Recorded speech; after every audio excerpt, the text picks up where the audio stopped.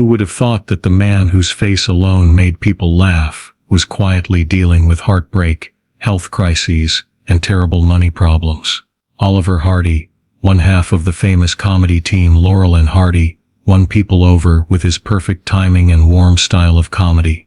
Away from the fame and fortune of Hollywood, he faced domestic problems that not many of his fans ever learned about. Some of these problems were so bad that they changed not only how we remember him now, but also how he lived his last years. What happened behind that happy exterior? He seemed to have everything at one point, so why did he lose almost everything? And how could someone who is famous all over the world face such shocking turns near the end? Stay tuned, because the full story of Oliver Hardy, including his secret tragedies, failing finances, and last days, might shock you. Struggles that can't be seen behind the laughs. One might think that a famous comic loved by many would just coast through life without a care in the world. But Oliver Hardy had the exact opposite happen to him. There was a man behind every funny comedy scene who was under unbearable stress. For years, people said that his personal problems were as intense as any Hollywood movie. From the outside looked like a laid-back performer. The bigger man in a bowler hat whose annoyed looks into the camera made everyone laugh. He put on a funny face, but underneath was a weak person who lost his father before he could even remember him. From a young age, that tragedy made him fight for security. He had early success as a minstrel in theater, but that was just the start of a long and difficult road full of emotional and financial traps. That wasn't the whole story, though. From birth to fame, Norville Hardy was born in Harlem, Georgia, in 1892. He grew up in a sad world. Hardy's father died when he was only 10 months old. He was a Confederate soldier who became a cotton farmer. Emily Hardy's mother had to run a small hotel to make money for the family because she had to raise 5 kids by herself. She worked hard and gave birth to her son. With a strong will and a desire to be tough, even though they lived in a simple and sometimes hard-scrabble setting, they found joy in performing. When he was 8 years old, he stole the show by singing in local acts. His clear voice captivated small groups. Because his mother saw this talent, she put him in voice lessons, but Oliver quickly learned that he liked the excitement of a live theater crowd more than the routine of practice sessions. Because he loved having fun, he did odd jobs in movie houses. First as a projector operator, then as a ticket collector, and finally as a boss. He told himself he could do the job just as well, if not better, by watching movies all the time, especially ones with the fat actor John Bunny. He was right. In 1914, he jumped at the chance to be in a short movie called Outwitting Dad. People liked his body language and big expressive face right away. What happened next would shock anyone who had doubts about him. How quickly Laurel and Hardy became famous. Few comedic pairs have ever been as charming as Laurel and Hardy, no matter how famous they are. Oliver Hardy's round face and nervous grin went well with Stan Laurel's sly wit and thin build. They had a special connection in silent movies, but it really took off when talkies came out. They became well known thanks to Hardy's naturally warm voice and unique sense of when to laugh. They worked together to make classics that people of all ages love.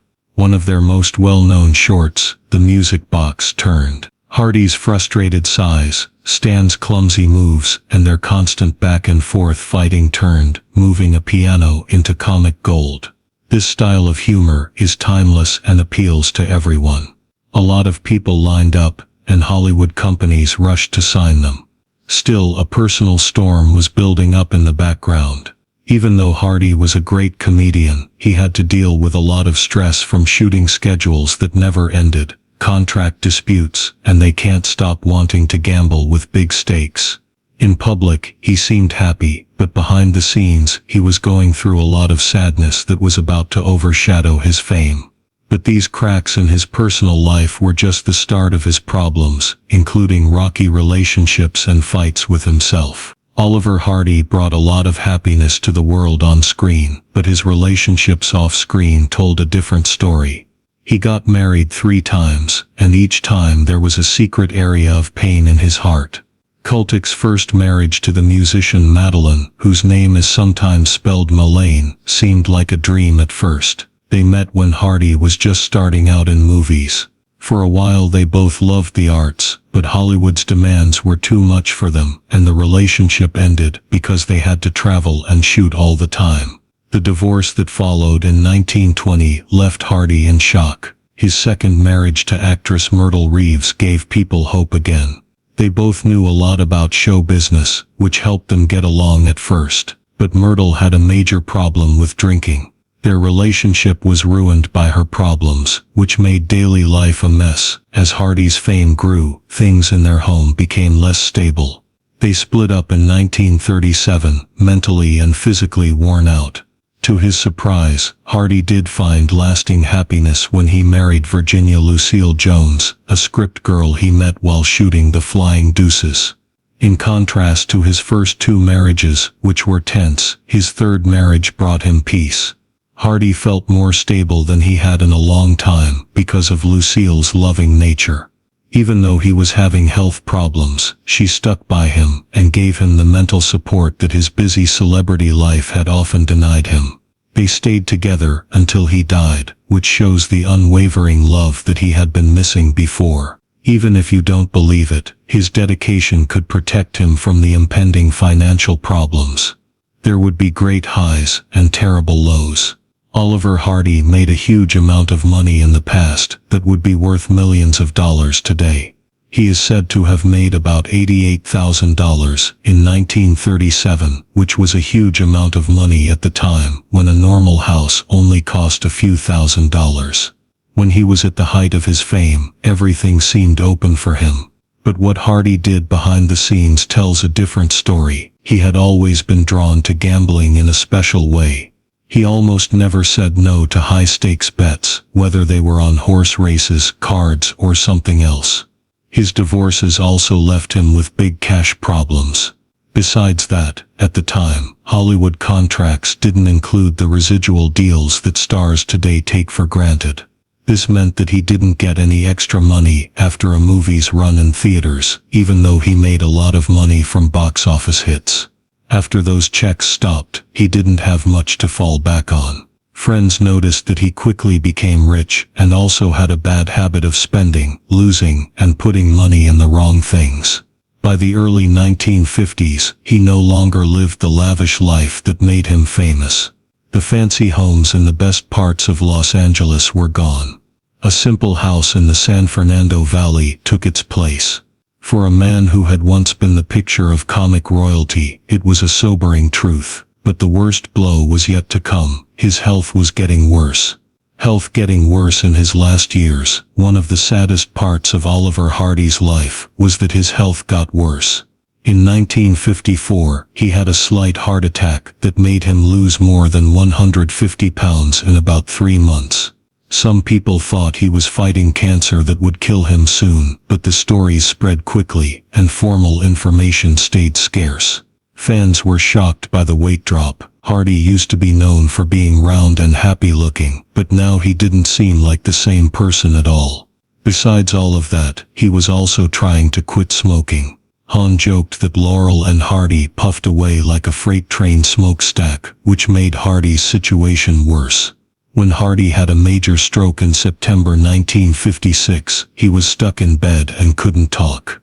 He has always been with Lucille, took care of him at home. Doctors didn't give up hope, but in August 1957, he had 2 more strokes that put him into a coma. It was almost silent during the comedian's last days before he died at age 65 from brain thrombosis. During that last act, the sadness went beyond Hardy himself. His comic partner Stan Laurel was said to be so upset that he did what his doctor told him to do and didn't go to the funeral for fear of getting too emotional. It was a sad end to one of the most beloved teams in Hollywood, but Oliver Hardy's influence wasn't going to go away so quickly. Oliver Hardy's trip was a mix of uncontrollable laughter and deep pain that he never spoke about. He made people all over the world happy all the time, but that victory in public cost them a lot in the long run. Divorce problems, gaming problems, and things getting worse. He had a lot of health problems, but his bowler hat and big smile made him look great to fans. At the time of his death, he only had about $50,000 left, which is about $1.5 million today. A very small amount for such a famous person, but if money were the only thing that mattered in a man's memory, Oliver Hardy's story would end with an asterisk. We remember him for having a huge impact on culture that goes far beyond the numbers on a check. He changed the way comedy was done and showed other comedians how to combine humor with real emotion. Several generations of comics on TV and the web, still Laurel and Hardy can teach you how to time your jokes, be funny with your body, and crack jokes with friends. Even though Hardy died in 1957, his comedic genius lives on. You can't help but smile when you watch any of his best episodes. It's a warning that even in Hollywood, there can be hard times hidden behind the bright lights. But his warmth lives on, just like his famous line delivery and head scratch. It shows that real laughter can last through any disaster and keep Oliver Hardy's name alive.